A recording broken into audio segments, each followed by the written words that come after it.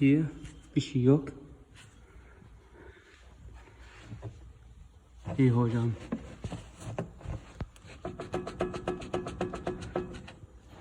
Duyuyor musun?